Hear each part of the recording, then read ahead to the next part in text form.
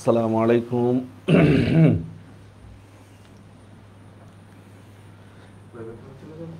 হুম, আসসালামু আলাইকুম। অপ্রত্যাশিত একটা ক্লাসে আপনাদের স্বাগতম।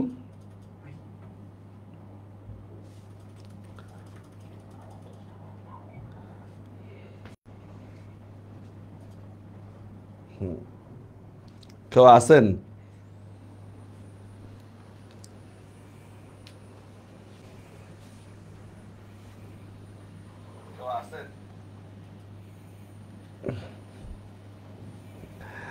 আচ্ছা, রেডি।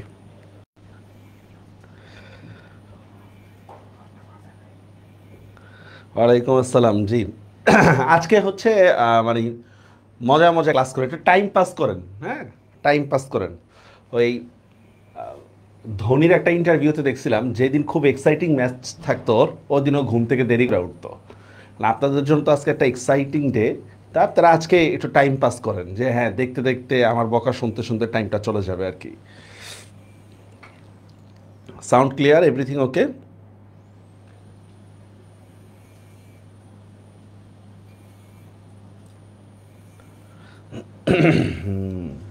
অল ওকে, ঠিক আছে স্যার।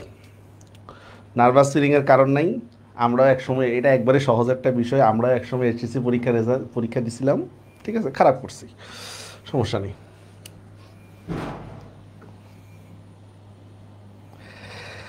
আচ্ছা, রেডি।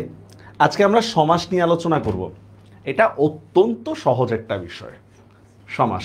আপনাদেরকে ইন্টারমিডিয়েটে যেটা পড়াইছি, ইন্টারমিডিয়েটে, ঠিক আছে, ওইখানে যতটা ডিটেলস পড়ানো হয়েছে এখন এতটা ডিটেলস পড়ানো হবে না। হ্যাঁ, একেবারেই সহজ এবং সংক্ষিপ্ত একটা ক্লাস হবে। জাস্ট সমাসের উপর আমরা ধারণা দিব কিছু। হ্যাঁ, সবাই ঘুমায় আছে? হ্যাঁ, হইতে পারে সবাই এখনো ঘুমায় আছে। এই তো আমাদের 10টা বেজে গেছে, 1 ঘন্টা এমনি লেট হয়েছে। Facebook comment.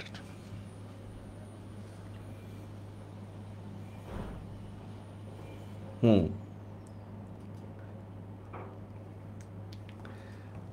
রেজাল্টের সময় ক্লাস দেওয়ার কি দরকার? জি, রেডি।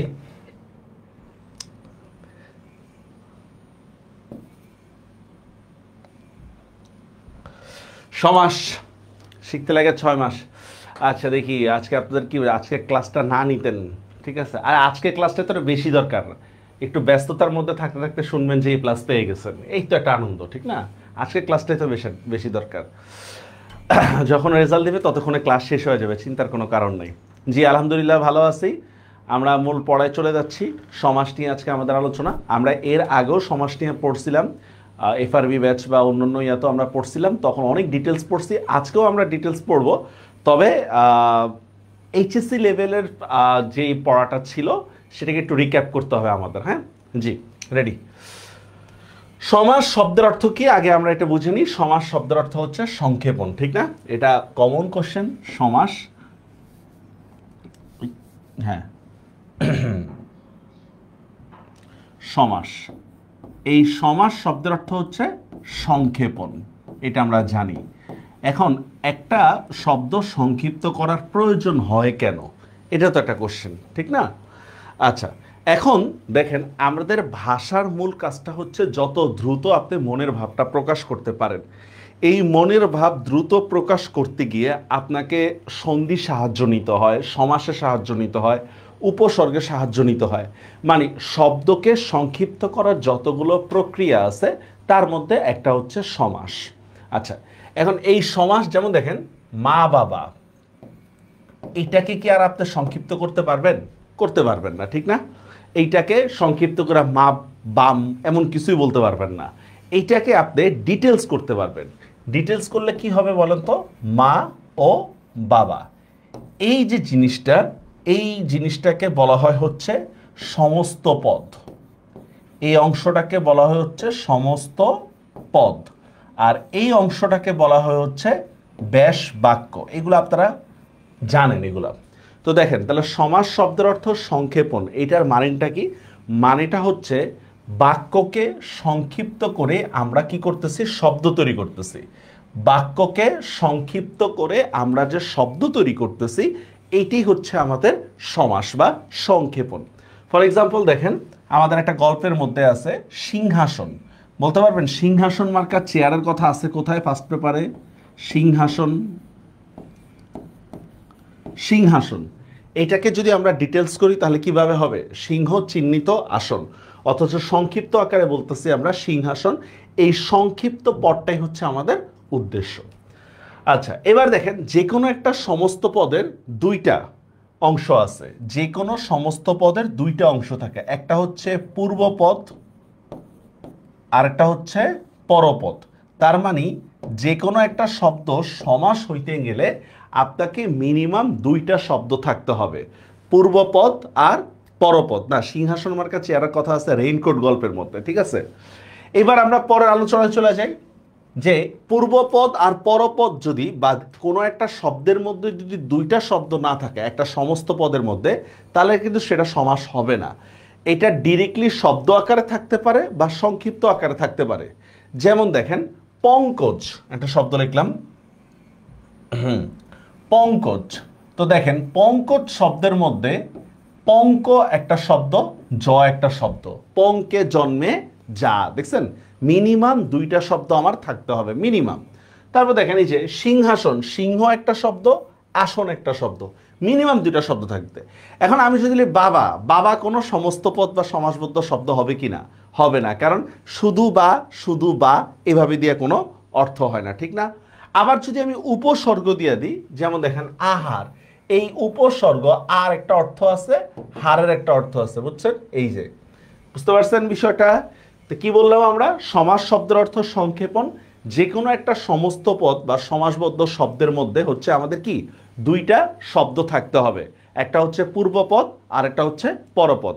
এই জিনিসটাই আমরা আলোচনা করব। দেখেন শুরু করি আমরা।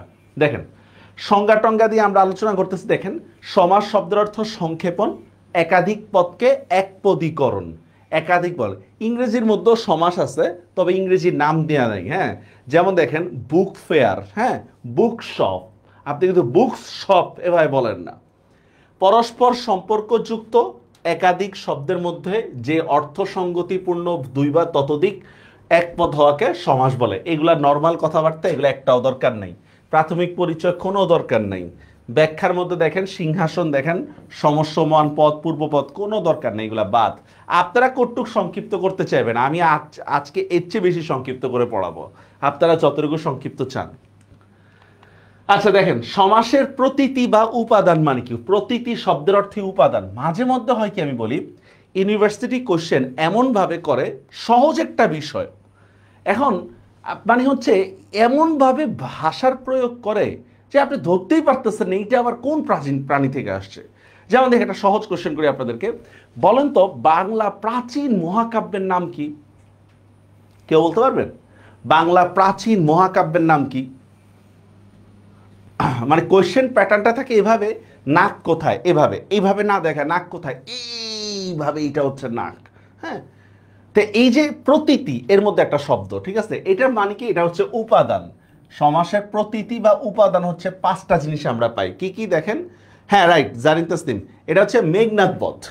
মেঘনাদ বধ কাব্য। অথচ আমি যখন বলবো বাংলা প্রাচীনতম মহাকাব্যের নাম কি, আপনি চলে যাবেন চর্যাপদের মধ্যে চলে যাবেন, বা এরও আগে চলে যেতে পারলে আরো ভালো হয়, কেউ আবার রামায়ণ টামায়ণ নিয়ে দৌড়াদৌড়ি শুরু করে দেয়। দেখেন পূর্বপদ আছে, পূর্বপদ, পরপদ, এটার আরেকটা নাম উত্তর পদ, একটার নাম শেষ পদ, গোড়ার ডিপ দরকার নাই। আচ্ছা, সমস্ত পদ সমাসবদ্ধ শব্দ, সমাস নিষ্পন্ন শব্দ, ব্যাস বাক্য, বিগ্রহ বাক্য, সমাস বাক্য, সমস্যমান পদ। আপনাদের মনে আছে ভাগ অঙ্ক যখন আমরা করতাম, ঠিক আছে, ভাজ্য, ভাজক, সামথিং কতগুলো নাম পড়ছিলাম না আমরা, ভাগফল, এই টাইপের, এগুলাকে বলা হচ্ছে প্রতীতি, এগুলাকে বলা হচ্ছে প্রতীতি, ঠিক আছে। আচ্ছা, এখন আপনারা একটু বলেন তো আমাকে, আপনারা নাউন আর অ্যাডজেক্টিভ চিনেন কিনা?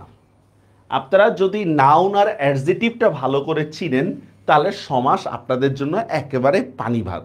নাউন আর অ্যাডজেক্টিভ দেখি আমি একটা কোশ্চেন করি, তাহলে সহজ হবে আপনাদের জন্য। বলেন তো সুখ, এইটা পার্টস অফ স্পিচের কোন প্রকার? সুখ। আপনারা একটা ফ্রি ক্লাস করছিলাম, এই ক্লাসের সাথে এটা স্বাভাবিক, টপিক তো সেম। রিফা পার্টস অফ স্পিচের কোন প্রকার বলেন? এই সুখ। আচ্ছা, দুঃখ পার্টস অফ স্পিচের কোন প্রকার? আজকে যেটা আসতেছে নাকি? হায় রে ভাইয়া, সব ক্লাস সেম লাগে, এখন তো কি করতে হবে, কি করা যায় বলেন?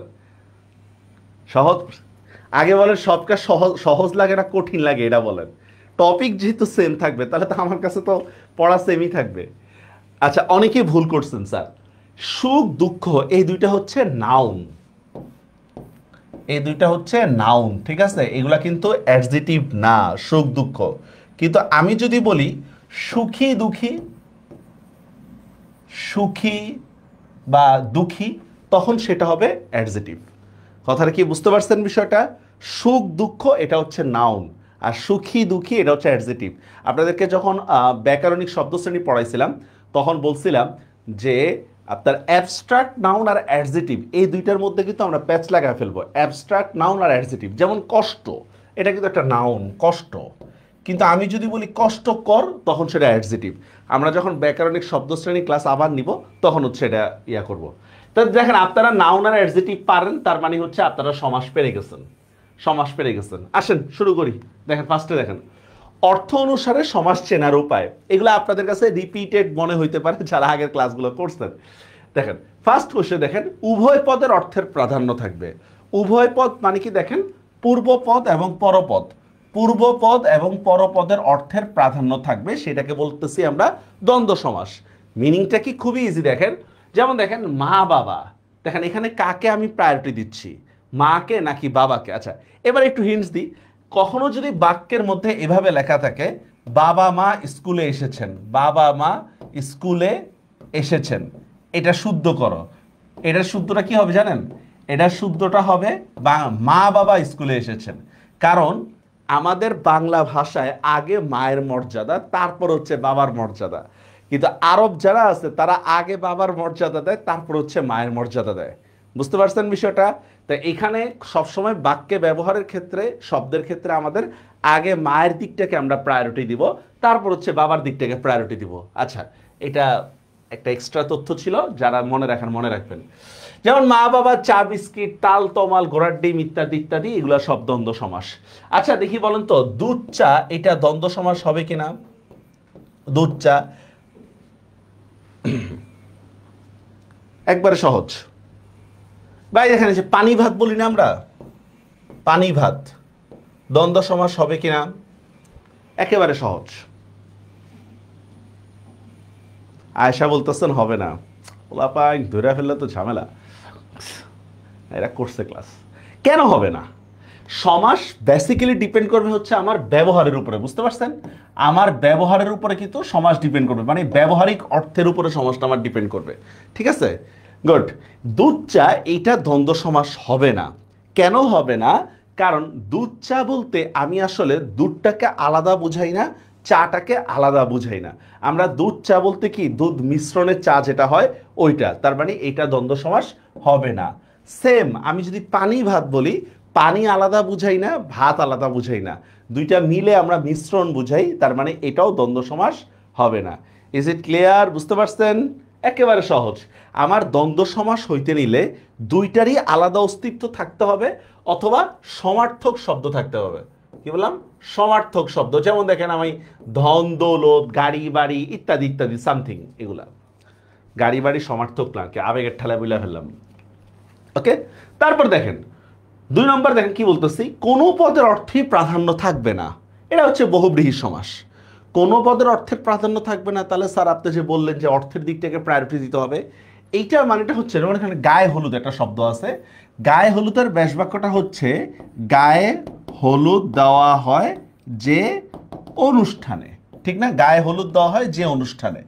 এখন দেখেন তো আপনি, উদ্দেশ্য আমার কোনটা? গাটা উদ্দেশ্য, হলুদটা উদ্দেশ্য, নাকি অনুষ্ঠানটা আমার উদ্দেশ্য? আমার উদ্দেশ্যটা অবশ্যই হচ্ছে অনুষ্ঠান, ঠিক না? কিন্তু দেখেন সমস্ত পদের মধ্যে অনুষ্ঠান শব্দটাই নেই, সমস্ত পদের মধ্যে কোনো অনুষ্ঠান শব্দটাই নেই।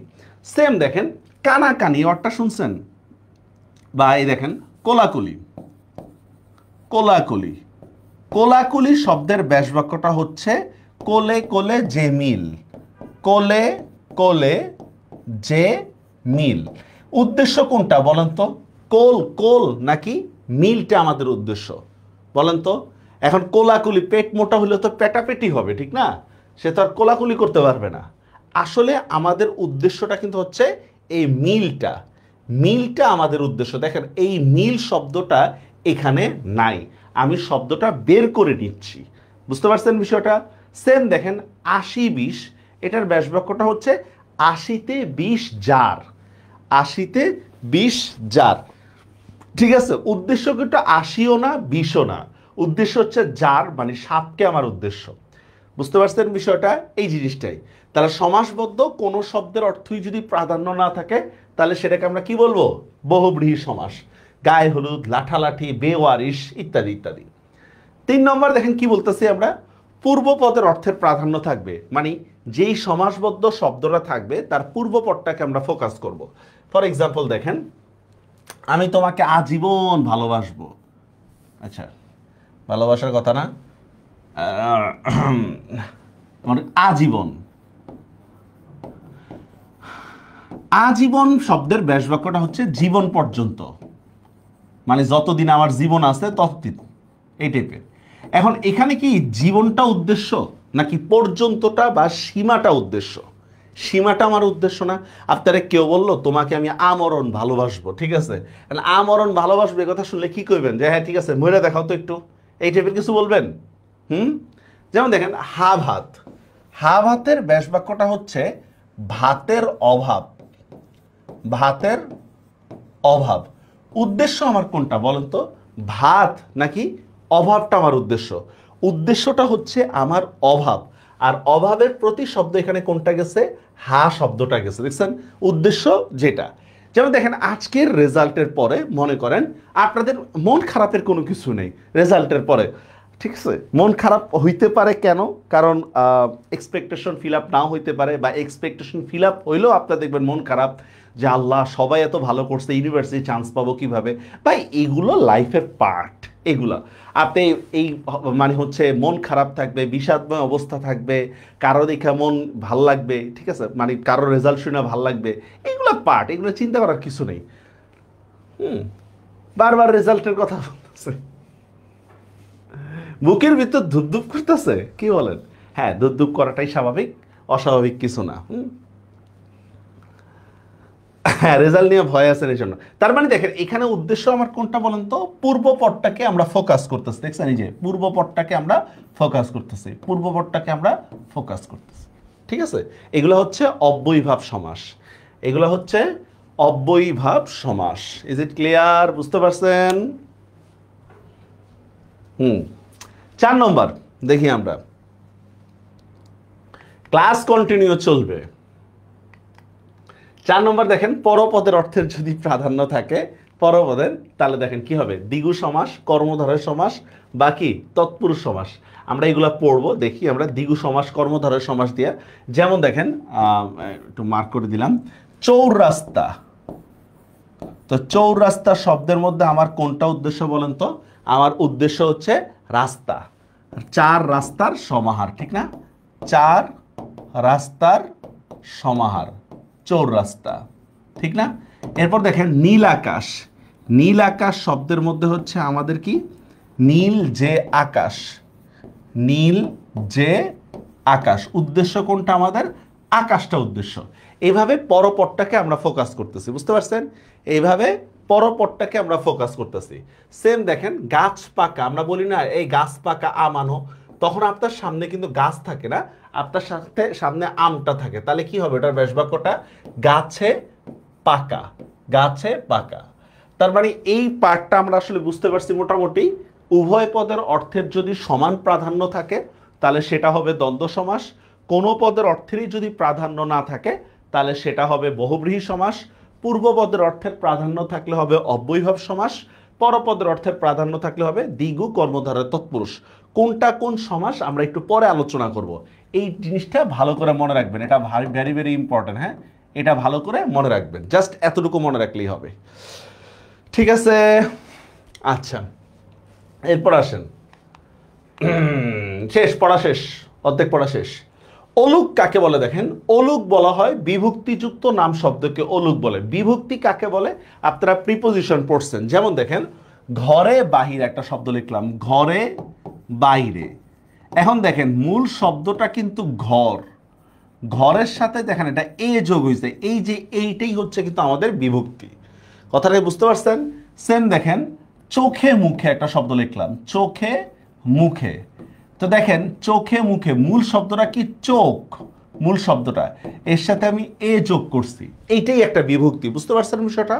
কোন শব্দের সাথে যদি বিভক্তি যুক্ত থাকে সেটাকে আমরা বলি হচ্ছে অলুক।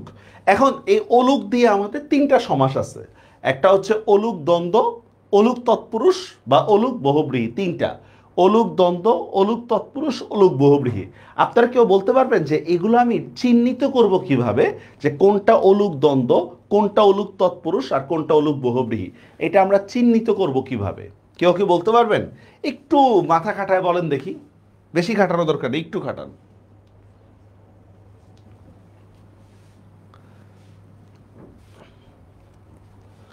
বলতে পারবেন কেউ? যারা আগে ক্লাস করছেন তারাও বলতে পারার কথা। কোন কিভাবে আমি বুঝবো কোনটা অলুক দ্বন্দ্ব, কোনটা অলুক তৎপুরুষ, কোনটা অলুক কোনটা বহুব্রীহি?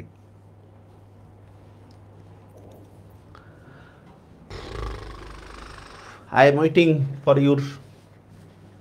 আচ্ছা, এইটা মনে রাখবেন কিভাবে দেখেন, খুব সহজ বিষয়। ওই যে মনে আছে উভয় পদের অর্থের প্রাধান্য থাকলে দ্বন্দ্ব হবে, পরপদের অর্থের প্রাধান্য থাকলে আমাদের কি হবে? তৎপুরুষ হবে। কোন পদের অর্থের প্রাধান্য না থাকলে সেটা কি হবে? বহুব্রীহি হবে। উভয় পদের অর্থের প্রাধান্য থাকলে, যেমন দেখেন আমি লিখলাম চোখে মুখে, এই যে চোখে মুখে, দেখেন চোখ মুখে বা চোখে মুখে উভয় পদের অর্থের প্রাধান্য দিচ্ছি, ঠিক না? চোখ মুখ, অলুক দ্বন্দ্ব সমাস। আবার দেখেন আমি যদি লিখি গাছে পাকা, গাছে পাকা, এখানে পাকা শব্দটাকে ফোকাস করছি, অথচ গাছে এখানে একটা বিভক্তি আছে, তারপরে অলুক তৎপুরুষ। আচ্ছা, আবার দেখি গলায় গামছা, গলায় গামছা বলতে বোঝায় হচ্ছে গলায় গামছা। তো দেখেন গলায় গামছা বলতে হচ্ছে রাখালকে বুঝায় বা সামথিং এই টাইপের এদিকগুলো বুঝায়। বুঝতে পারছেন? তো দেখেন গলায় গামছা এখানে বিভক্তি আছে, আর গলায় গামছা বলতে আমরা রাখাল, কৃষক বা এদেরকে বুঝাচ্ছি। তার মানে দেখেন অন্য কোনো পদকে আমি প্রায়োরিটি দিচ্ছি, ঠিক আছে? অলুক বহুব্রীহি, আসলে এটাই আমি দেখাচ্ছি এখানে। দেখেন ভালো করে দেখেন, বিভক্তি যোগ হয়ে যদি উভয় পদের অর্থের প্রাধান্য থাকে সেটা কি হবে? অলুক দ্বন্দ্ব হবে। বিভক্তি যোগ হয়ে যদি উভয় পদের অর্থের প্রাধান্য থাকে সেটা অলুক দ্বন্দ্ব হবে। যেমন সুখে দুঃখে, দুধে ভাতে, পথে প্রান্তরে। কে বলতে পারবেন পথে প্রান্তরে এটা ফার্স্ট নম্বরে কোথায় আছে? পথে প্রান্তরে ছোটায় ড্যাশ, কে বলিতে পারিবেন?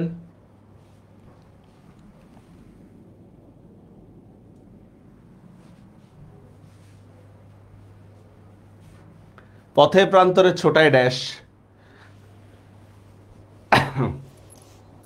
দিন দিন যত পড়তেছেন তার চেয়ে বেশি ভুলে যাচ্ছেন। আরে এইটাই তো স্বাভাবিক, যতই পড়িবেন ততই ভুলিবেন। এই জন্যই হীরক রাজার দেশে ছবির মধ্যে একটা ডায়লগ আছে, জানার কোনো শেষ নাই, জানার চেষ্টা বৃথা তাই। আচ্ছা দেখেন, বিভক্তি যোগ হয়ে যদি উভয় পদের অর্থের প্রাধান্য থাকে সেটা হচ্ছে অলুক দ্বন্দ্ব সমাস, ঠিক আছে? পথে প্রান্তরে ছোটায় ড্যাশ, কে বলতে পারবেন? আচ্ছা মাথায় কাজ করতেছে না আপনাদের। এরপর দেখেন বিভক্তি যোগ হয়ে যদি পরপদের অর্থের প্রাধান্য থাকে তাহলে সেটা অলুক তৎপুরুষ। যেমন দেখেন ঘিয়ে ভাজা, দেখছেন? মামার বাড়ি, বিভক্তি যোগ হয়েছে কোথায়? দেখেন এই যে বিভক্তি যোগ হয়েছে, দেখছেন? তারপর দেখেন মামার বাড়ি, দেখছেন এই যে র যোগ হয়েছে, দেখছেন? আচ্ছা, তারপর দেখেন খনার বচন। আচ্ছা, বিভক্তি যোগ হয়ে যদি তৃতীয় কোনো পদের অর্থের প্রাধান্য থাকে তাহলে সেটা হবে কি? অলুক বহুব্রীহি। যেমন দেখেন গলায় গামছা, হাতে বেড়ি, হাতে বেড়ি বলতে কাকে বোঝাচ্ছে? আসামি, অথচ দেখেন এখানে একটা বিভক্তি আছে, দেখছেন? কানে কলম দ্বারা বোঝাচ্ছে হচ্ছে মিস্ত্রি, দেখছেন? এখানে একটা বিভক্তি আছে। কানে খাটো, দেখছেন? বধিরকে বোঝাচ্ছে, রাইট? বিভক্তি আছে। বুঝা গেছে বিষয়টা? অলুক দ্বন্দ্ব, অলুক তৎপুরুষ আর অলুক বহুব্রীহির মধ্যে পার্থক্যটা কোথায়? যদি উভয় পদের অর্থের প্রাধান্য থাকে সেটা হবে অলুক দ্বন্দ্ব, যদি পরপদের অর্থের প্রাধান্য থাকে সেটা হচ্ছে তৎপুরুষ, আর কোন পদের অর্থের প্রাধান্য না থাকলে হচ্ছে কি? বহুব্রীহি। আচ্ছা বলেন তো স্যার, ছেলে মেয়ে এইটা অলুক দ্বন্দ্ব হবে কি না? ছেলে মেয়ে, ছেলে মেয়ে এটা অলুক দ্বন্দ্ব হবে কিনা?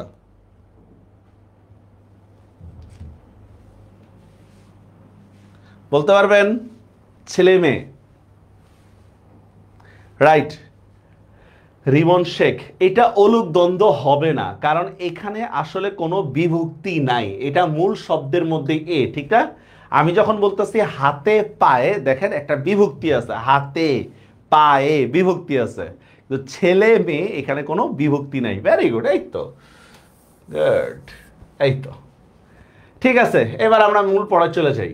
সেম দেখেন, নয় মানে হচ্ছে না বোধক, এই দেখেন এখানে লিখেই দিছি আমি সব। নয় শব্দের অর্থ হচ্ছে না বোধক শব্দ, ঠিক আছে, না বোধক।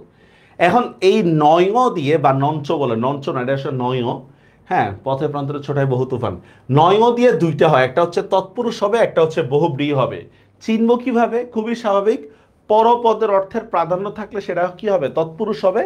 আর কোন পদের অর্থের প্রাধান্য না থাকলে সেটা হচ্ছে বহুব্রীহি হবে। যেমন দেখেন এই যে অদক্ষ, নয় দক্ষ, দেখছেন দক্ষটাকে আমি ফোকাস করছি। অসত্য, নয় সত্য, সত্যটাকে ফোকাস করছি। অনেক, নয় এক, দেখছেন পরপদকে প্রাধান্য করছি। অনিষ্ট, নয় ইষ্ট, পরপদকে প্রাধান্য করছি। তাহলে না বোধক হয়ে যদি আমি পরপদকে বুঝাই তাহলে সেটা হবে তৎপুরুষ। না বোধক হয়েও যদি সেটা পরপদকে বুঝায় সেটা হচ্ছে তৎপুরুষ। আর না বোধক হয়ে যদি পরপদকে না বুঝায়, যদি অন্য কিছু বুঝায়, তাহলে সেটা হচ্ছে বহুব্রীহি। যেমন দেখেন বেওয়ারিশ, ওয়ারিশ নেই যার, না বোধক অর্থ আছে। আর দেখেন বেওয়ারিশ দ্বারা একটা ব্যক্তিকে বা বস্তুকে বোঝাচ্ছে। বেহায়া, দেখেন হায়া নেই যার, দেখছেন একটা ব্যক্তিকে বা বস্তুকে বোঝাচ্ছে। বেয়াদব, আদব নেই যার, একটা ব্যক্তিকে বা বস্তু ব্যক্তিকে বোঝাচ্ছে। বিশ্রী, শ্রী নেই যার। কথাটা কি বুঝতে পারছেন আমার? নয় তৎপুরুষ এবং নয় বহুব্রীহির মধ্যে পার্থক্যটা বুঝতে পারছেন? Is it বুঝিং?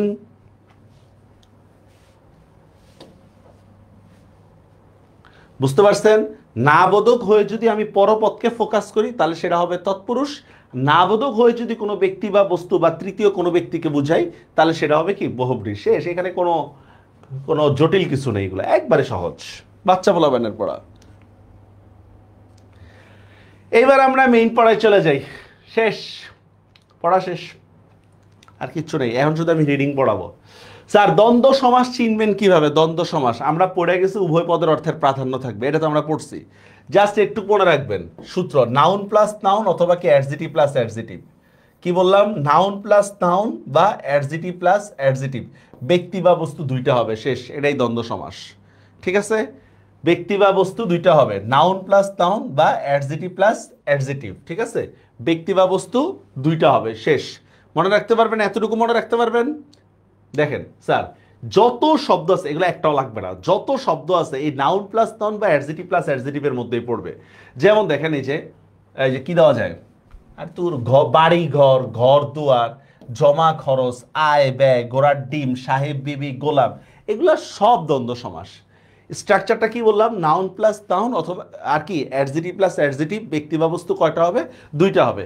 এখন এমন কিছু শব্দ দিতে পারে যেগুলোর অর্থ আপনারা হয়তো জানেন না, যেমন বায়োলজির মধ্যে ওয়ার্ডটা নিশ্চয়ই শুনছেন, ওষ্ঠাধর। বায়োলজির মধ্যে পড়ছেন না এটা? ওষ্ঠাধর। এখন ওষ্ঠাধরটা কি হবে বলেন তো? ওষ্ঠাধর মানে বুঝেন? ওষ্ঠ ও অধর দুইটা নাউন বুঝাচ্ছে ঠোঁটের দুইটা অংশকে, তাহলে কি হবে? ওষ্ঠ ও অধর, দ্বন্দ্ব সমাস। বুঝতে পারছেন? ওষ্ঠ ও অধর। সেম দেখেন একটা শব্দ হিতাহিত, একটা শব্দ, এগুলা ইন্টারে বেশি আসতো, হিতাহিত বুঝা মুশকিল, তাহলে কি হবে? হিত মানে কল্যাণকর, হিত ও অহিত, হিত ও অহিত, হিতাহিত। বুঝতে পারছেন বিষয়টা? বুঝতে পারছেন? নাউন প্লাস নাউন বা অ্যাডজেটিভ প্লাস অ্যাডজেটিভ, ব্যক্তি বা বস্তু কয়টা হবে? দুইটা হবে, ব্যক্তি বা বস্তু দুইটা হবে, শেষ, একবারে সহজ। আচ্ছা, এগুলো একটাও লাগবে না, এগুলা অলুক দ্বন্দ্ব পড়ায় ফেলছি। বহুপদী দ্বন্দ্ব মানে হচ্ছে কি, এই স্লাইড পড়লেই হবে, এগুলো আর কিচ্ছু না। এই দেখেন কিছু কঠিন একটা ওয়ার্ড দিয়ে দিছে আপনাদেরকে, এগুলা আগেও দিছিলাম আপনাদেরকে, তারপরে এখন একটু মনে করানোর জন্য। যেমন দেখেন কুশীলব, দেখছেন কুশীলব, এটা অ্যাডমিশন লেভেলে একবার আসছিল। কুশীলব মানে হচ্ছে দুই সন্তান, রামচন্দ্রের মেবি, আমি ঠিক জানি না, তার দুই সন্তানের নাম কুশ ও লব, কুশীলব। তারপর দেখেন ভরণ পোষণ, এটা আপনি পারবেন। ওষ্ঠাধর গেল, ওষ্ঠ ও অধর, হতাহত দেখেন, হতাহত কিভাবে দেখেন, হত ও আহত, হত মানে মারাই গেছে একবারে, আর আহত মানে এখনো কিছুটা বাচ্চা আছে, বলে না হতাহত সংখ্যা জানা যায়নি, দেখছেন হত ও আহত। চর্বচুষ্য, চর্ব মানে যেটা চিবিয়ে খাওয়া যায়, চুষ্য মানে চুষে খাওয়া যায়, বুঝছেন, দুইটা বিষয় ভিন্ন। এখন আমরা তো আর পানি খাওয়ার সময় চিবায় চিবায় খাই না। শীতাতপে, যে এখানে ভুল করবে না অনেকে, শীতাতপের ব্যাসবাক্যটা হচ্ছে শীত ও আতপ।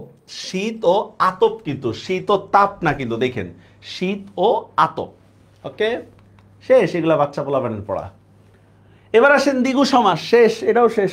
দেখেন কি বলতেছি আমরা, দুইটা জিনিস লাগবে, একটা হচ্ছে সংখ্যা plus noun is equal to সমাহার। আমার পূর্ব পদের সংখ্যা হবে, পরবর্তী পদে নাউন হবে, ব্যাস বাক্যের সমাহার হবে।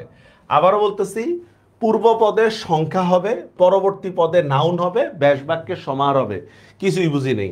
দেখেন, যেমন এই দেখেন চৌরাস্তা, আমি যখন বলি এখানে কোনো সংখ্যা আছে কিনা বলেন তো, চৌরাস্তা শব্দের মধ্যে আছে, একটা সংখ্যা আছে, ঠিক না? তাহলে কি হবে, চৌ মানে চার, চৌ মানে হচ্ছে চার, তাহলে কিভাবে করব আমরা, চার রাস্তার সমাহার, শেষ। চার রাস্তার সমাহার, এটাকে আমরা কি বলতেছি, চৌরাস্তা, ঠিক না? তারপর দেখেন পঞ্চগড়, কি হবে বলেন তো, এটা পঞ্চগড়টা, পঞ্চ মানে কি পাঁচ, গড় মানে নাউন, পাঁচ গড়ের সমাহার। বুঝতে পারছেন বিষয়টা? এটাই আমরা বলতেছি, পূর্ব পদে কি হবে, সংখ্যা হবে, পরবর্তী পদে নাউন হবে, আর ব্যাস বাক্যের সমাহার হবে। আর এখানে আরেকটা কথা বুঝাচ্ছি, দেখেন দ্বিগু সমাস যদি সমষ্টি বুঝাবে, দ্বিগু সমাস, কিন্তু যদি সংখ্যাবাচক শব্দ মিলে যদি সমষ্টি না বুঝায়, তাহলে কিন্তু সেটা দ্বিগু সমাস হবে না। সংখ্যাবাচক শব্দ হইছে কিন্তু সমষ্টি বুঝায় নাই, তাহলে সেটা কিন্তু আর দ্বিগু সমাস হবে না। আসলে আমরা উদাহরণ দেখি, তাহলে বুঝতে সুবিধা হবে। যেমন দেখেন অষ্টধাতু, দেখছেন আট ধাতুর সমাহার, শতাব্দী শত অব্দের সমাহার, ষড়ঋতু ছয় ঋতুর সমাহার, নবরত্ন নয় রত্নের সমাহার, দেখছেন ত্রিফলা তিন ফলার সমাহার ইত্যাদি। এবার দেখেন যে জিনিসটা ইম্পর্টেন্ট, এই যে এইখানে দেখেন সংখ্যাবাচক শব্দ যদি মিল না বুঝায়, উভয় পদের অর্থের প্রাধান্যকে বুঝায়, মানে সংখ্যাবাচক শব্দ দিয়ে আমরা কোনো সমষ্টি বুঝাই নেই, না বুঝায় যে দুইটা শব্দ আছে দুইটাকে আমি ফোকাস করতেছি, তাহলে কিন্তু সেটা আর দ্বিগু সমাস হবে না, দ্বন্দ্ব সমাস হবে। যেমন দেখেন 7-17 সংখ্যা ঠিকই আছে, কিন্তু এটা তো সমষ্টি বোঝাচ্ছে না। 19-20 দেখেন সংখ্যা ঠিকই আছে, এটা তো সমষ্টি বোঝাচ্ছে না। কথাটা কি বুঝতে পারছেন? এটা তো এরা। আর দেখেন সংখ্যাবাচক শব্দ যদি মিলন না বুঝে তৃতীয় কোনো পদকে প্রায়োরিটি দেয়, তাহলে সেটা কি হবে, তাহলে সেটা হচ্ছে আমাদের সংখ্যাবাচক বহুব্রী হবে, এটা আবার দ্বিগু হবে না। যেমন দেখেন 10 আনন, 10 আননের ব্যাস বাক্যটা হচ্ছে 10 আনন যার, এটা রাবণকে বুঝায়। 10 আনন যার রাবণকে বুঝায়, দেখেন 10 আননের সমাহার এটাকে বুঝায় না। পঞ্চানন দ্বারা শিবকে বুঝায়, পঞ্চ আনন যার, দেখেন একটা ব্যক্তি বা বস্তুকে বুঝাচ্ছে, এটা কোনো সমষ্টি বুঝাচ্ছে না। সেতার একটা বাদ্যযন্ত্রকে বুঝাচ্ছে, তিনটা তারকে একত্র করলে সেতার বলে না। চৌচালা দোতলা, দেখছেন ঘরকে বুঝাচ্ছে। কথাটা কি বুঝতে পারছেন? আবার সংখ্যাবাচক বহুব্রীহি এবং দ্বিগু সমাসের মধ্যে পার্থক্যটা কোথায়? দ্বিগু সমাস সমষ্টি বুঝাবে, আর সংখ্যাবাচক বহুব্রীহি কি বুঝাবে না, সমষ্টি বুঝাবে না। ওকে, এতক্ষণ যা বুঝছেন সেটা 2-3 মিনিটের জন্য আপনাদের জন্য একটা ব্রেক রইল, 3 মিনিটের বা 4-5 মিনিটের একটা ব্রেক রইল। দেখি আপনাদের কি কি বুঝছেন একটু কমেন্টে জানান।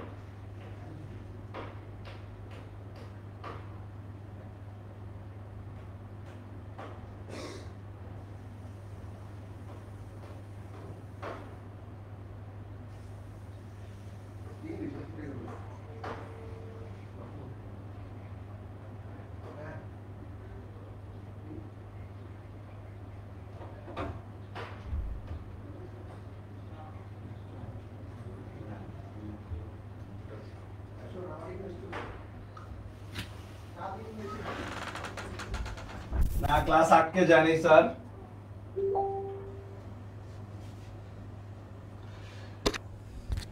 হ্যাঁ, কি বলতেছেন দেখি? আচ্ছা, সবাই বলতেছে বাংলা প্রিপারেশন নেওয়া উচিত হয়নি। এতগুলো ক্লাস করে ফেলছি, সবার কথায় যদি আপনারা এখনো নাচেন তাহলে হবে কিভাবে বলেন? আপনি নিজেরটা বুঝেন না কি করা উচিত বা কি করা উচিত না। আপনি যদি মনে করেন যে বাংলার প্রিপারেশনটা ঠিক হয়নি, তাহলে ঠিক হয়নি।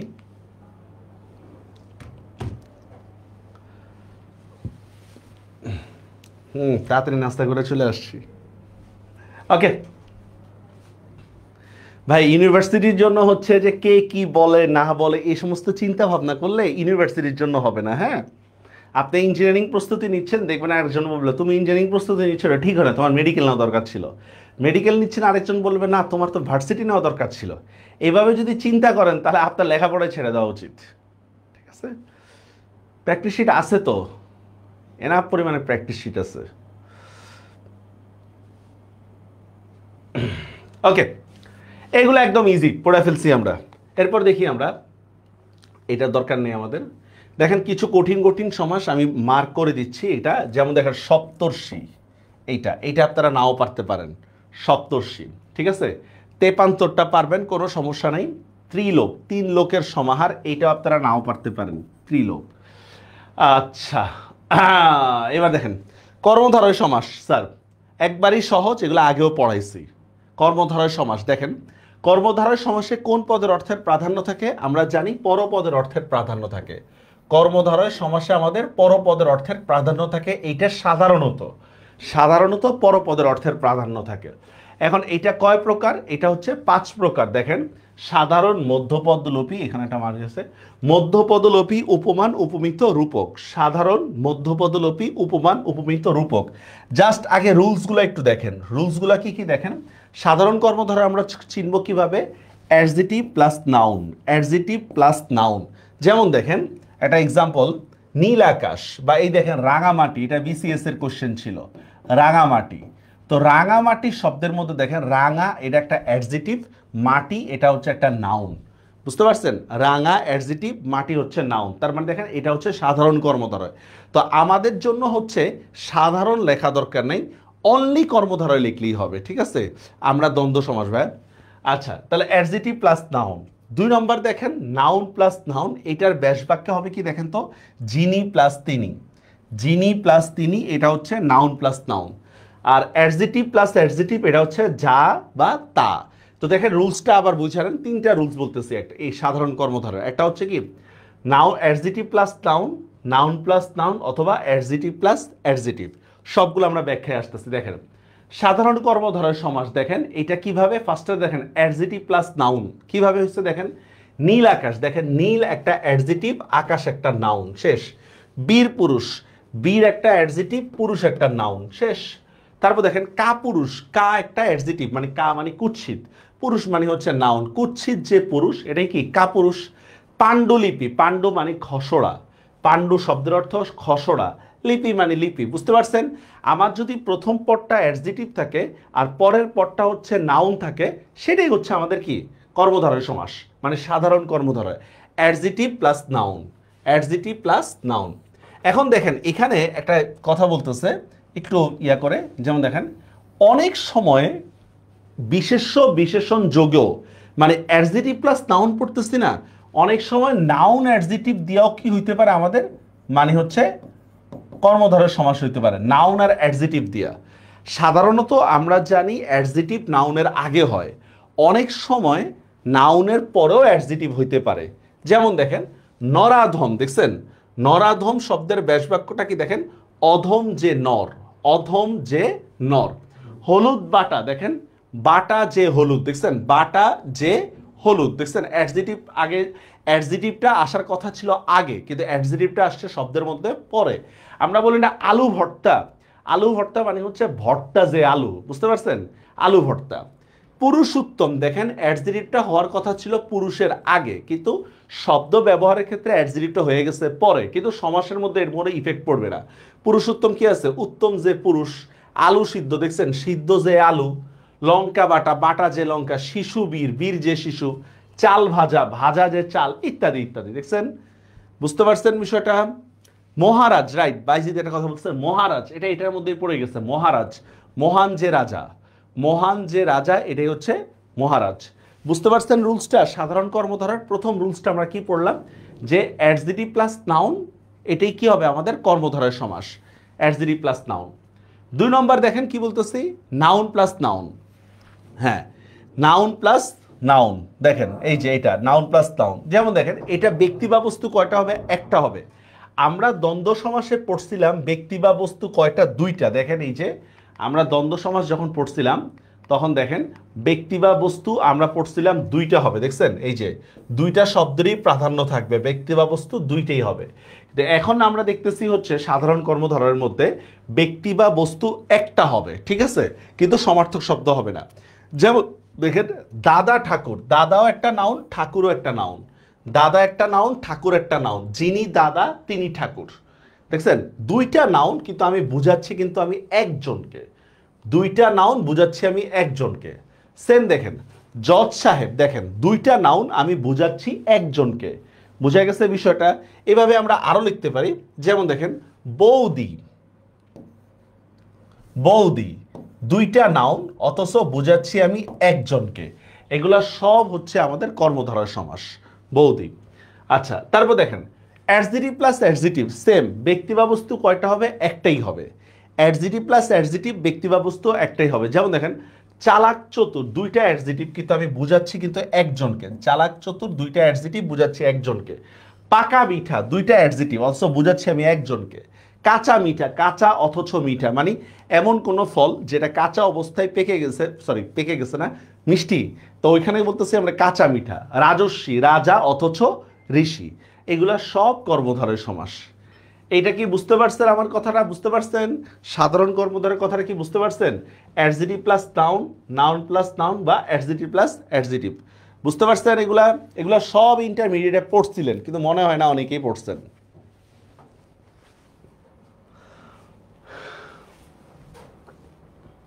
ওকে,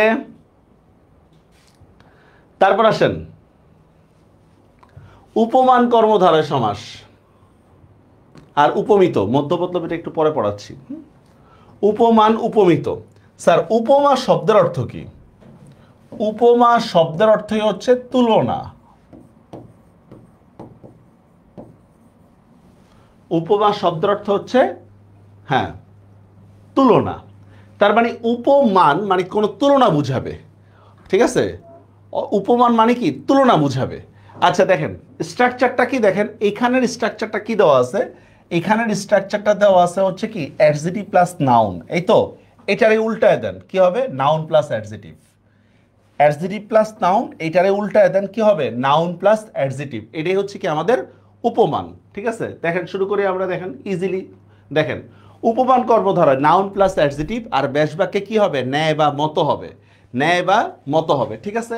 যেমন দেখেন এই যে এক্সাম্পল, নিম তিতা, নিম একটা নাউন, তিতা একটা অ্যাডজেক্টিভ। নিমের ন্যায় তিতা, নিম নাউন, তিতা অ্যাডজেক্টিভ। সেম দেখেন তুষার শুভ্র, তুষার নাউন, শুভ্র অ্যাডজেক্টিভ।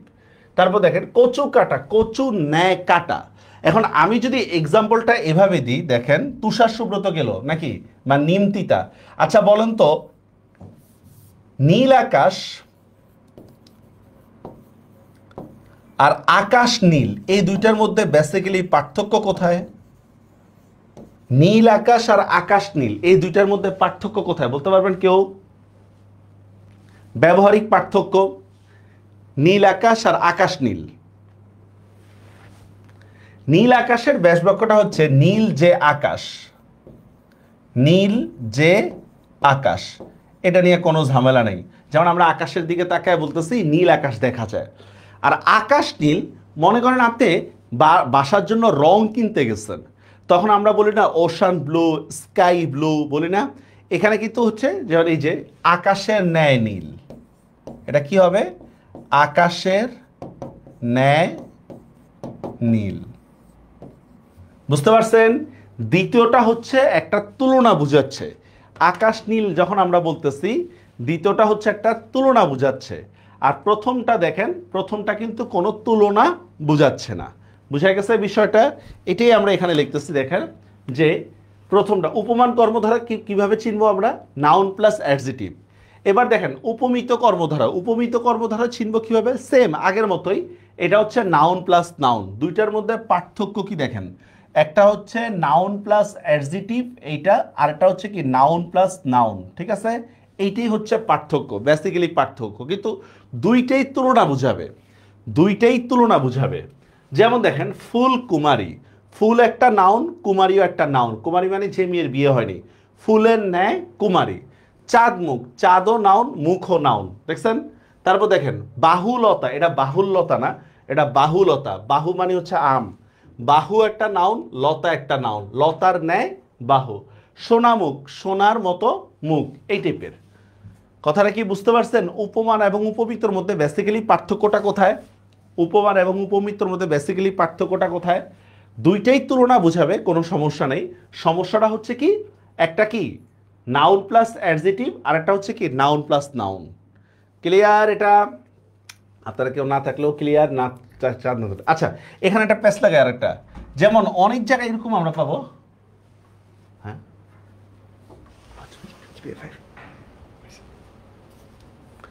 পরিচয় করে দিয়া, হ্যাঁ। আচ্ছা, কি রেজাল্ট পাইছেন সবাই? না না স্যার, সত্য মিথ্যাটা এটা কোনো রাইট ইয়া না, সত্য মিথ্যাটা কোনো রাইট অ্যান্সার না। যেমন দেখেন আমি যদি লিখি সত্য মিথ্যা, এটা দিয়ে ইয়া করতে মুশকিল হয়ে যাবে। যেমন দেখেন আমি লিখলাম শিয়াল পণ্ডিত, কথার কথা শিয়াল পণ্ডিত, ঠিক আছে? এখন এটা সত্য দিবেন না মিথ্যা দিবেন বলেন? এটা সত্য দিবেন না মিথ্যা দিবেন? শিয়াল পণ্ডিত ভাই বাংলার প্র্যাকটিস শিট আছে, আপনারা একটু খোঁজ নিয়ে দেখেন, ওই যে সাদিক যে আমাদের কন্ট্রিবিউটর, ওর কাছে আছে বাংলার প্র্যাকটিস শিট। এটা কি দিবেন? শিয়াল পণ্ডিত, এটা সত্য না মিথ্যা? প্যাচ লেগে যাবে না? তারপর দেখেন বক ধার্মিক, আমার সত্য মিথ্যার প্যাচে যাওয়ারই দরকার নেই। আমি কিভাবে করব, কোনটা নাউন কোনটা অ্যাডজেটিভ? ভাই শিয়াল নাউন, পণ্ডিত অ্যাডজেটিভ, শিয়াল নাউন পণ্ডিত অ্যাডজেটিভ, শেষ। তাহলে কি হবে? শিয়ালের ন্যায় পণ্ডিত, শিয়ালের ন্যায় পণ্ডিত। বুঝতে পারছেন? আমার সত্য মিথ্যায় যাওয়াই দরকার নেই। বক ধার্মিক, বক নাউন, ধার্মিক অ্যাডজেটিভ, আমার রুলসে মিলছে কিনা নাউন আর অ্যাডজেটিভ। তাহলে কি হবে? বকের ন্যায় ধার্মিক, বকের ন্যায় ধার্মিক। আবার অনেকে এই জিনিসটা বলতে পারে, আমি বলি যে ন্যায় আগে থাকবে ন্যায় পরে থাকবে সামথিং, এই টাইপের কিছু একটা, এটাও ভুল। ন্যায় আগে থাকা ন্যায় পরে থাকা নিয়ে হচ্ছে সমাসের কোনো ঝামেলা হবে না। যেমন দেখেন চাঁদ মুখ, এটার ব্যাসবাক্যটা যদি আমি বলি চাঁদের ন্যায় মুখ, এটাও রাইট, মুখ চন্দ্রের ন্যায়, এটাও রাইট, ঠিক আছে? ন্যায় আগে থাকা বা ন্যায় পরে থাকা নিয়ে সমাসে কোনো ইফেক্ট পড়বে না। বুঝতে পারছেন? আচ্ছা, তারপর দেখেন এবার দেখেন রূপক কর্মধারয়, উপমান উপমিত ক্লিয়ার।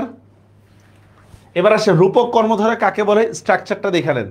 অ্যাবস্ট্রাক্ট নাউন আর প্লাস নাউন। অ্যাবস্ট্রাক্ট নাউন তো চিনেন, আমি সমাস ক্লাসের আগে বলছিলাম যে আমাদেরকে হচ্ছে নাউন অ্যাডজেটিভ সম্পর্কে জানতে হবে।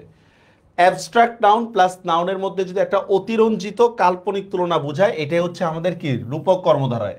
অ্যাবস্ট্রাক্ট নাউন এবং হচ্ছে কি নাউন, এই দুইটার মধ্যে যদি কি অতিরঞ্জিত কাল্পনিক তুলনা বোঝায়।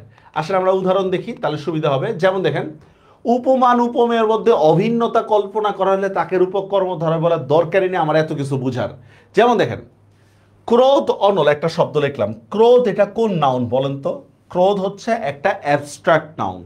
অনল শব্দের অর্থ হচ্ছে আগুন, ক্রোধ অনল, ক্রোধ রূপ অনল। এখন দেখেন একটা বিষয়, আগুন লাগলে তো আপনি ফায়ার সার্ভিসের ফোন দিবেন, রাগ উঠলেও কি ফায়ার সার্ভিসের ফোন দিবেন? দিবেন না, ঠিক না? এই যে একটা সিচুয়েশন, মানে একটা দূরবর্তী তুলনা, এটাই হচ্ছে আমাদের রূপক কর্মধারয়। আরেকটা উদাহরণ দিই, যেমন দেখেন লেখা বুঝাই তাহলে সুবিধা হবে। বিষাদ সিন্ধু, এটা তো আমাদের কমন একটা উদাহরণ, বিষাদ সিন্ধু। বিষাদ শব্দের অর্থ কি? বিষাদ শব্দের অর্থ হচ্ছে কি মনের খারাপ অবস্থা। সিন্ধু মানে কি? সিন্ধু শব্দের অর্থ হচ্ছে নদী, এটা আমরা বুঝছি। এখন এইটা বোঝাচ্ছে এরকম যে হোসেন রাদিয়াল্লাহু আনহুর মৃত্যুর কারণে হোসেন রাদিয়াল্লাহু আনহুর মৃত্যুর কারণে কাঁদতে কাঁদতে নদী হয়ে গেছে গা, এরকম বুঝাইছে। আপনি সারাদিন কান্নাকাটি কইরা এক গ্লাস পানি জমাইতে পারবেন? কোনো সময় পারবেন না। কিন্তু এই যে একটা কাল্পনিক তুলনা, অতিরঞ্জিত যে একটা তুলনা, এটাই হচ্ছে আমাদের রূপক কর্মধারয়। বুঝতে পারছেন? সেম দেখেন, মোহ নিদ্রা। মোহ মানে কি? মোহ মানে হচ্ছে অ্যাফেকশন বা আকর্ষণ। নিদ্রা মানে কি? ঘুম। কারো প্রতি কারো আমাদের যদি আকর্ষণ থাকে, তাহলে তার ভুলগুলো না চোখেই পড়ে না। বুঝতে পারছেন? এটাকে বলা হচ্ছে মোহ রূপ নিদ্রা, মানে যেন আপনি কারো প্রতি আকৃষ্ট হয়ে যেন ঘুমায় আছেন, তার ভুলগুলো আপনার চোখে পড়তেছে না। সেম দেখেন, যৌবন সূর্য। যৌবন একটা অ্যাবস্ট্রাক্ট নাউন, সূর্য দেখা যায়। ঠিক আছে? এই যে অ্যাবস্ট্রাক্ট নাউন এবং নর্মাল নাউনের মধ্যে যে একটা অতিরঞ্জিত কাল্পনিক তুলনা বোঝায়, এটাই হচ্ছে আমাদের রূপক কর্মধারয়। ঠিক আছে? এর মধ্যে আছে বিদ্যাসাগর, বিদ্যা রূপসাগর। মন মাঝি। মাঝির কাজ কি? এক ঘাট থেকে আরেক ঘাটে যায়। মানুষের মনের অবস্থা সেম না, একবার এক এক জিনিস তার পছন্দ হয়, এই টাইপের।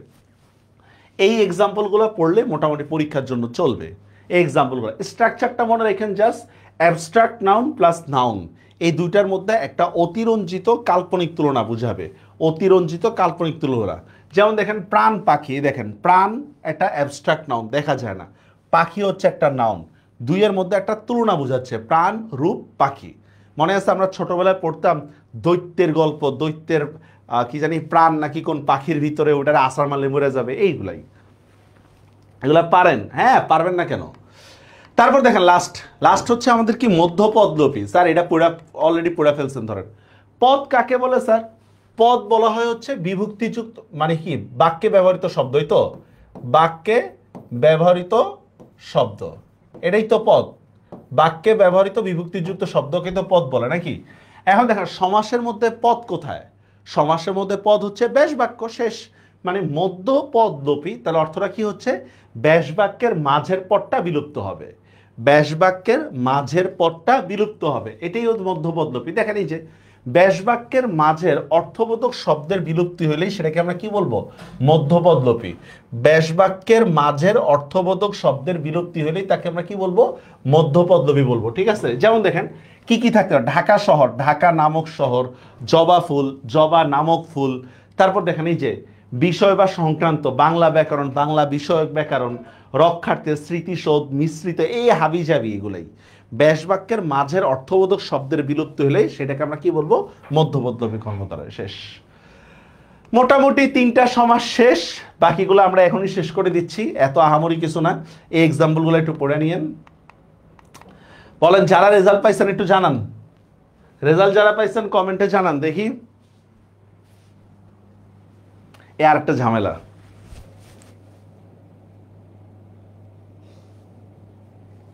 আলহামদুলিল্লাহ, যে রেজাল্টে পাইছেন, যে কাজটা করবেন, যেই রেজাল্টই হোক না কেন, ফার্স্ট অফ অল হচ্ছে মা বাবাকে তো অবশ্যই জানাবেন। তারপর হচ্ছে আপনার আপনার যারা টিচার ছিল, সেটা অফলাইন এবং অনলাইন যেটাই হোক না কেন, ঠিক আছে, সব টিচারকে অবশ্যই জানাবেন। রেজাল্ট যত খারাপই হোক না কেন, তাদের একটা কিন্তু হচ্ছে কি বলবো, একটা চাওয়া আছে আপনার প্রতি, এটা অবশ্যই জানাবেন। আর মন খারাপের কোনো কারণ নাই। আপনারা আমার চেয়ে অনেক ভালো রেজাল্ট করছেন, আমার চেয়ে। আমি ইন্টারমিডিয়েটে, এই যে এখানে একটা রেজাল্ট দিচ্ছে, আমি ইন্টারমিডিয়েটে মানে ধরতে গেলে ওই সময় অনেক খারাপ রেজাল্টই করছিলাম। তারপর অ্যাডমিশনে কামব্যাক করছি, সেটা ভিন্ন বিষয়। আর আরেকটা বিষয়, আমাদের সময় হচ্ছে ঢাকা ভার্সিটিতে হচ্ছে এসএসসি এইচএসসির পয়েন্ট ছিল হচ্ছে 80। মেডিকেলে যেমন এখন অনেক পয়েন্ট না, এসএসসি আর এইচএসসি মিলে হচ্ছে পয়েন্ট থাকতো হচ্ছে 80 নাম্বার থাকতো। তার মানে আপনি একটা গ্রেড কমে যাওয়া মানে হচ্ছে আপনার 10 নাম্বার শেষ। এরপর কত কষ্ট করেছে সেটা কামব্যাক করাটা, এটা আসলে বলা মানে যখন ফেস করবেন তখন বুঝবেন যে কতটা কষ্টের। তবে আসল খেলাটা কিন্তু হচ্ছে ওই অ্যাডমিশনের 1 ঘন্টা, ওই 1 ঘন্টাতেই কিন্তু আপনাকে ছক্কা মারতে হবে। এখন তো এসএসসি আর এইচএসসি জিপিএটা অনেক কমায় দিছে, এখন এখন একটা গ্রেড চেঞ্জ হলো, 2-3 নাম্বারে বেশি চেঞ্জ হয় না। আমাদের সময় একটা গ্রেড কমে যাওয়া মানে ছিল হচ্ছে 10 নাম্বার কমে যাওয়া। মাশাল্লাহ, ভালো, আফসোস করার কিছু নেই, যে রেজাল্টই পাইছেন আলহামদুলিল্লাহ।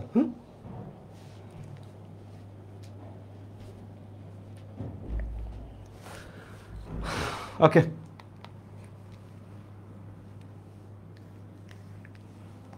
ঠিক আছে স্যার, আমরা শুরু করি। স্যার তৎপুরুষ সমাস কিছুই না, এটা আপনারা জাস্ট এই বিভক্তিগুলো মনে রাখতে হবে আমাদের।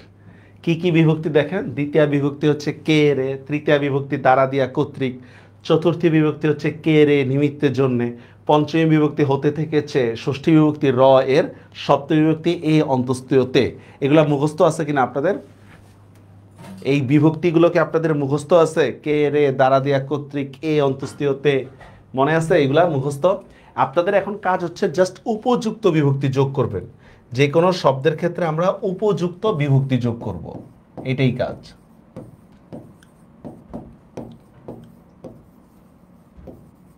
উপযুক্ত বিভক্তি, যেমন দেখেন গাছ পাকা। গাছ পাকা মানে কি বলেন তো? গাছে পাকা। গাছ পড়া মানে কি? গাছ থেকে পড়া। এভাবে আমরা উপযুক্ত বিভক্তিটা যোগ করব। আসেন জাস্ট এইটা মনে রাখলেই হবে, দ্বিতীয়া, তৃতীয়া, চতুর্থী, পঞ্চমী, ষষ্ঠী কি কি আছে। আসেন এই দেখেন স্যার, দ্বিতীয় বিভক্তি কি কি? আচ্ছা এখানে একটা জিনিস দেখেন স্যার, দ্বিতীয় আর চতুর্থীর মধ্যে দেখেন এই যে কে রে নিমিত্ত, দেখছেন এখানে, আবার এখানেও কে রে আছে। দুইটার মধ্যে পার্থক্য কি দেখেন? একটা হচ্ছে স্বল্পকালে দেওয়া, আর একটা হচ্ছে কি দীর্ঘকালে বা চিরস্থায়ীভাবে কিছু একটা দিয়ে দেওয়া। এটাই হচ্ছে আমাদের চতুর্থী। দেখেন এই যে দ্বিতীয় তৎপুরুষ, বা এটা আরেকটা নাম হচ্ছে কর্মে তৎপুরুষ। দেখেন ছেলে ভুলানো, রথ দেখা, কলা দেখা, এই হাবিজাবি এগুলো পড়তে পারবেন না আপনারা? জাস্ট এই জিনিসটা আমাকে মনে রাখতে হবে, দ্বিতীয়া, তৃতীয়া, চতুর্থী, পঞ্চমী, এই জিনিসটা মনে রাখতে পারবেন? এই জিনিসটা মনে রাখতে পারলে আমাদের হয়ে যাবে, আর কিছুই না। বাস এরপরে এখান থেকে এক্সাম্পলগুলো দেখে নেবেন। জাস্ট ভুই ফোড়, ভুইকে ফোড়, চিরসুখী, চিরকাল ব্যাপিয়া সুখী, এটা ব্যাপ্তি অর্থ, দীর্ঘস্থায়ী, দীর্ঘকাল ব্যাপিয়া স্থায়ী, এই টাইপের। তৃতীয় তৎপুরুষ যেটা, এটা হচ্ছে একটা মিডিয়া। মিডিয়া মানে বুঝছেন তো? কোনো কি, কোনো কিছুর মাধ্যমে যদি কিছু হয়, দেখছেন এই যে দেখছেন, কোনো কিছুর মাধ্যমে যদি কিছু হয় তাহলে সেটাই হচ্ছে তৃতীয় তৎপুরুষ। যেমন দেখেন স্যার এই যে ছায়া শীতল, কি হবে? ছায়া দ্বারা শীতল। অস্ত্রোপচার, অস্ত্র দ্বারা উপচার, উপাচার না, এটা হচ্ছে উপচার। ভিক্ষা লব্ধ, ভিক্ষা দ্বারা হচ্ছে লব্ধ। জনাকীর্ণ, জন দ্বারা কীর্ণ, কীর্ণ মানে ভরপুর। তৃষ্ণার্ত, তৃষ্ণা দ্বারা পূর্ণ, বুঝতে পারছেন? তৃষ্ণার্ত। শীতাতপ নিয়ন্ত্রিত, শীতাতপ দ্বারা নিয়ন্ত্রিত। মানে প্রথম যে নাউনটা থাকবে এইটা যদি কোনো মিডিয়া হিসাবে কাজ করে, যেমন দেখেন শীতল হইছে কেন? ছায়ার কারণে হইছে, ঠিক আছে? তারপর দেখেন কিসের মাধ্যমে পাইছে? ভিক্ষার মাধ্যমে পাইছে। কি দিয়া মাখছে? বিষ দিয়ে মাখছে। এগুলোই হচ্ছে আমাদের তৃতীয় তৎপুরুষ, ঠিক আছে? তৃতীয় তৎপুরুষ। চপেট আঘাত, চপেট মানে চড়, চড় দিয়ে যে আঘাত, এটাই হচ্ছে কি? চপেট আঘাত, চড় দিয়ে আঘাত। এবার আসেন চতুর্থী। চতুর্থীটা কি বলতেছি আমরা?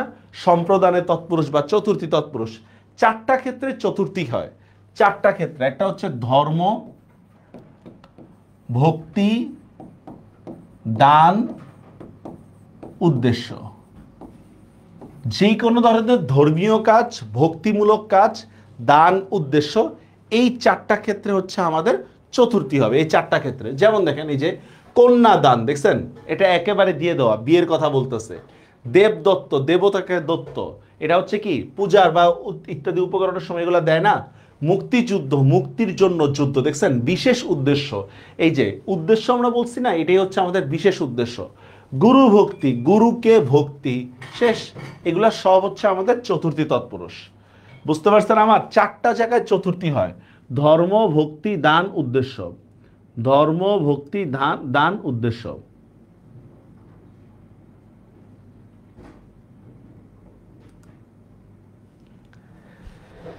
আচ্ছা পঞ্চমী দেখেন, পঞ্চমী কিভাবে আমরা দেখেন, এই যে এই জিনিসটা একটু মনে রাখবেন। দেখেন হতে থেকে চেয়ে, এছাড়াও দেখেন বিরত, মুক্ত, চ্যুত, পালানো, এইগুলোর ক্ষেত্রে আমাদের কি হবে? পঞ্চমী তৎপুরুষ হবে। যেমন দেখেন যুদ্ধবিরতি, স্থানচ্যুত, স্থান থেকে চ্যুত, এই যে এইগুলাই বলতেছি। দেখেন আমরা দেখেন এই যে জাত, চ্যুত, জাত মানে জন্ম, জাত শব্দের অর্থ হচ্ছে জন্ম। চ্যুত, বিরত, মুক্ত, পালানো, এগুলো হলো আমাদের কি হবে? পঞ্চমী তৎপুরুষ সমাস হবে।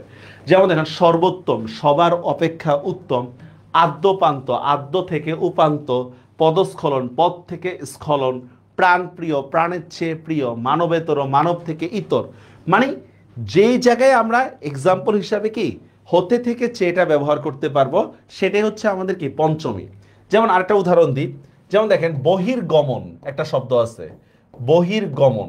বহির্গমন শব্দের অর্থ হচ্ছে বাহিরে গমন, বাইরে গমন, এটা হচ্ছে আমাদের সপ্তমী। অথচ আমি যদি লিখি বহিরাগত, বহিরাগত এইটা হবে আমাদের কি জানেন, বাহির থেকে আগত, বাহির থেকে আগত। ঠিক আছে, এই শব্দগুলোর ব্যবহার সম্পর্কে জানতে হবে। বইয়ের মার্কেটে গেলে দেখেন না, এক্সিট মানে বহির্গমন, বাইরে গমন, এটা হচ্ছে সপ্তমী। আবার বহিরাগত কেউ আসছে মানে কি, বাহির থেকে কেউ আসছে, এটা হচ্ছে আমাদের পঞ্চমী। ষষ্ঠী, র এর দিয়ে ষষ্ঠী, এগুলো এমনি পারবেন, শেষ। দেখেন পুষ্প সৌরভ, পুষ্পের সৌরভ, চা বাগান, চায়ের বাগান, দলের নেতা, হাবিজাবি, এগুলো একটাও দরকার নাই। সপ্তমী তৎপুরুষে কি বলা হচ্ছে দেখেন, সপ্তমী তৎপুরুষ কোনো জায়গায় যদি সপ্তমী বিভক্তি লোপ পায় সেটা হচ্ছে সপ্তমী তৎপুরুষ। মনে রাখবেন যত স্থান কাল সব হচ্ছে সপ্তমী, স্থান কাল সব হচ্ছে কি সপ্তমী। ঠিক আছে, যেমন দেখেন এই যে বনভোজন, মনোরোগ, রথারোহণ, রাত কানা, রাতে কানা, বাক্সবন্দি, বাক্সে বন্দি, বিশ্ববিখ্যাত, বিশ্বে বিখ্যাত, হাবিজাবি ইত্যাদি ইত্যাদি। কেউ আছেন কারো এখন মন নাই, মন চাইতেছে না আর, ঠিক না?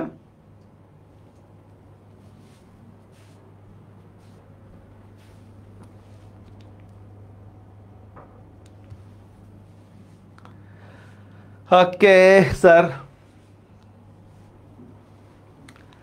আচ্ছা, এবার দেখেন উপপদ তৎপুরুষ আছেন, আচ্ছা ঠিক আছে, কয়েকজন আছেন।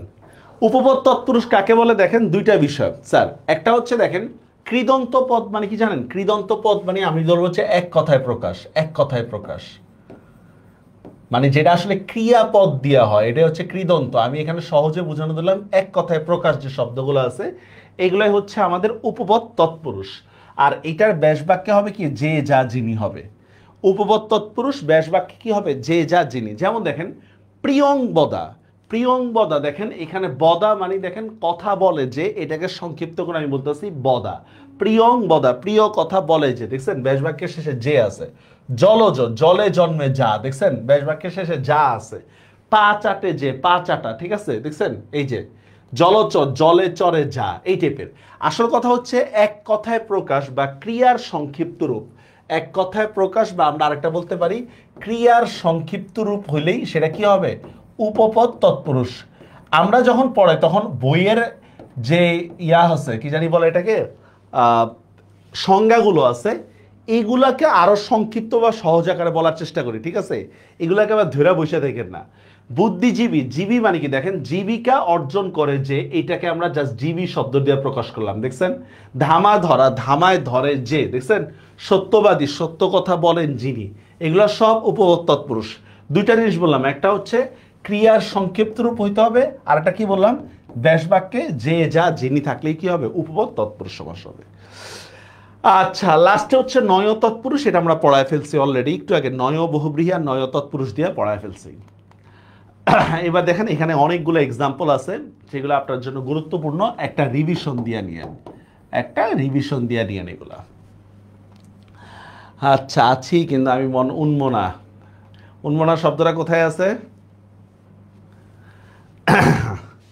বহুব্রীহি সমাস ব্যাস বাক্যের মধ্যে কি কি হইতে পারে, যার হইতে পারে, অনুষ্ঠান হইতে পারে, এগুলো হচ্ছে বহুব্রীহি সমাস।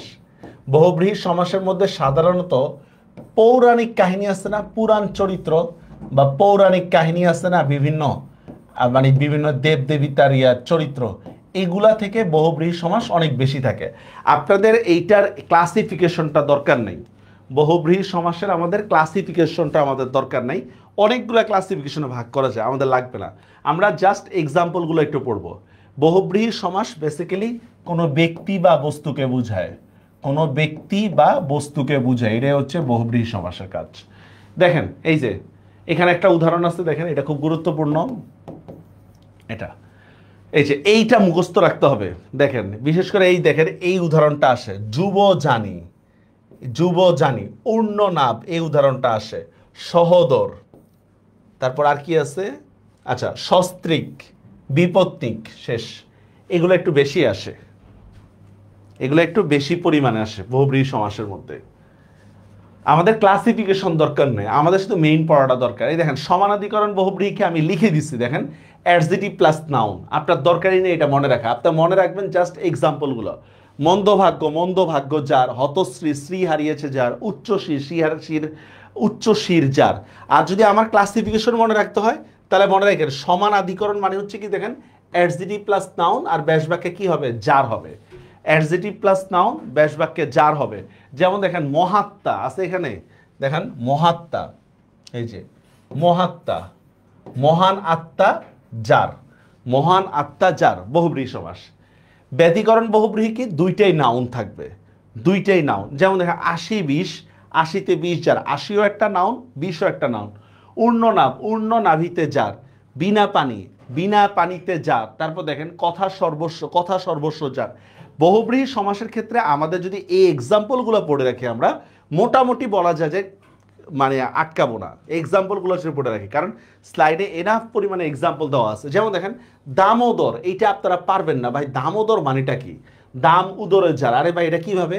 দাম মানি দড়ি, উদর মানি পেট, শ্রীকৃষ্ণর পেটে নাকি দড়ি দিয়ে বাঁধা বা সামথিং এই টাইপের কিছু, ওই জন্য এখান থেকে দামোদর বলতে শ্রীকৃষ্ণকে বোঝায়, দেখছেন? তো এইটা তো আসলে পৌরাণিক চরিত্রগুলো সম্পর্কে না জানলে বলা মুশকিল। মধ্যপদলোভী বহুব্রীহি বা এটাকে আমরা বলবো হচ্ছে তুলনা।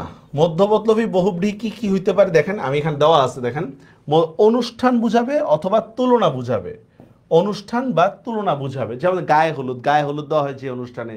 বিড়াল চোখী, বিড়ালের ন্যায় চোখ যার, ঠিক আছে? মেনি মুখ, মেনির মতো মুখ যার, ব্যাস এইগুলি।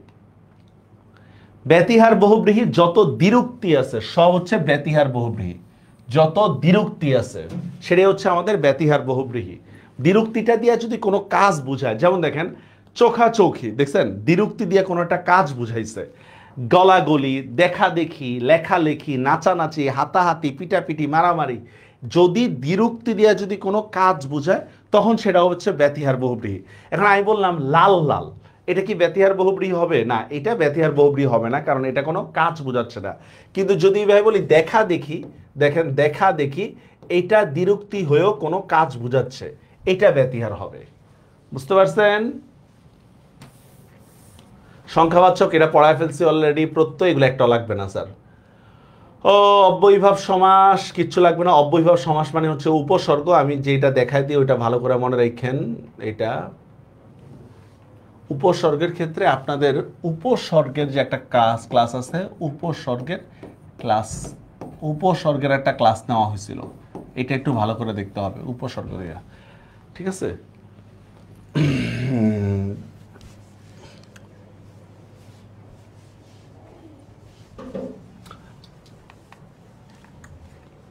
নিত্য সমাসের ক্ষেত্রে জাস্ট মনে রাখবেন কোনো শব্দের শেষে অন্তর থাকলে অন্য হয়, আর কেবল থাকলে মাত্র হয়, বাস।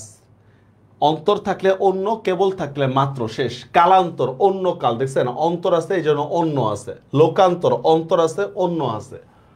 গ্রামান্তর, অন্তর আছে এই জন্য অন্য আছে, সামথিং এই টাইপের। নিত্য সমাস এটা। প্রাদি সমাস আমাদের লাগবে না, প্রাদি সমাস আমাদের পরীক্ষার জন্য এত ইম্পর্টেন্ট না, কারণ প্রাদি সমাস যদি না থাকে আপনি অব্যয়ীভাব সমাস দিতে পারবেন।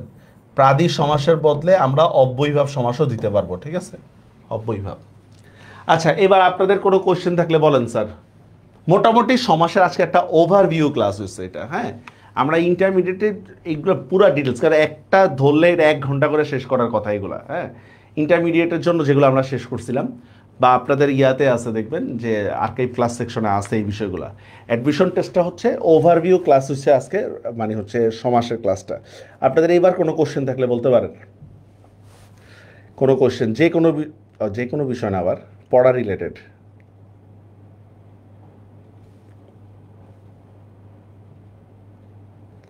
নাই?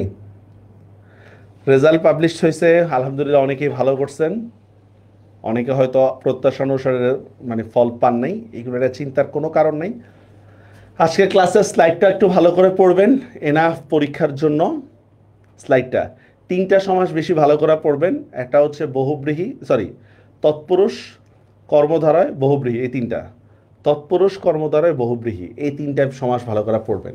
আর এই দেখেন যে ফেব্রুয়ারি 1969-এর যে শর্টকাট কী কী আছে না আছে, গুরুত্বপূর্ণ তথ্যগুলো কী কী আছে না আছে, এগুলো এখানে দিয়ে রাখছে আর কি, সব কালার করে দিয়ে রাখছে। জাস্ট শুধু স্লাইড পড়বেন আর কিচ্ছু না, ঠিক আছে? ইভেন ফার্স্ট যে কবিতা আছে, কবিতার মধ্যে যে লাইনগুলো গুরুত্বপূর্ণ এগুলো দেখুন আমরা কালার করে করে দিয়ে দিচ্ছি এগুলা। হ্যাঁ, কেন বাংলা এখনো আগায় নাই কেন স্যার? যেই ক্লাসগুলো করছে ওই ক্লাসগুলো দেখলেও তো বাংলা আগানোর কথা অনেক, ঠিক না বাইজিদ? বেশি আগানো দরকার। প্রতিদিন একটা করে ক্লাস বা একটা টপিক দেখবেন, একটা করে ক্লাস দেখা দরকার নেই, একটা করে টপিক দেখবেন। মনে করেন আপনি অভিধানের বর্ণনাক্রম পড়ছেন, ওই রিলেটেড যত কোশ্চেন আছে আপনার কাছে ওই জিনিসটা আপনি শেষ করবেন, শেষ, আর কিছু না। আপনি সমাস পড়লেন আজকে, সমাস রিলেটেড যত কোশ্চেন আছে এটা শেষ করবেন, শেষ। প্রতিদিন বা 2 দিনে একটা করে টপিক শেষ করলে হবে। বাংলা একেবারে ইজি কোশ্চেন হবে, তবে প্রস্তুতি ভালো থাকতে হবে। হ্যাঁ, স্লাইডের মধ্যে আমরা বিস্তারিত সব দিয়ে দিই স্লাইডের মধ্যে। হ্যাঁ, তাহলে আর চিন্তা নেই বাইজিদ, আপনার কোনো চিন্তা নেই, আপনি নিশ্চিন্তে মানে পড়া চালায় যান নিশ্চিন্তে। ঠিক আছে স্যার, রেজাল্ট যেহেতু দিছে যান সবাই, আড্ডা উড্ডা মারেন। আজকে আবার মনে হয় অভিধার ক্লাস আছে, সবাই ফ্রেন্ড সার্কেল সহ আড্ডা উড্ডা মারেন। ঠিক আছে, আজকে একবারে মন খুশি করে করবেন, তারপর আবার চলে আসবেন। পিসিবি আর বাংলা দেবেন, ব্যাপার না, বাংলায় ভালো নাম্বার তুলতে পারবেন ইনশাল্লাহ, কোনো চিন্তার কোনো কারণ নাই। যদি শুধু ক্লাসগুলো আর স্লাইডগুলো ভালো করে দেখেন, ভালো নাম্বার তুলতে পারবেন ইনশাল্লাহ। এখন পড়াটা মনে রাখতে হবে। ঠিক আছে স্যার, তাহলে ভালো থাকবেন। আল্লাহ, আজকে সংক্ষিপ্ত আকারে ক্লাসটা নিলাম। আল্লাহ হাফেজ।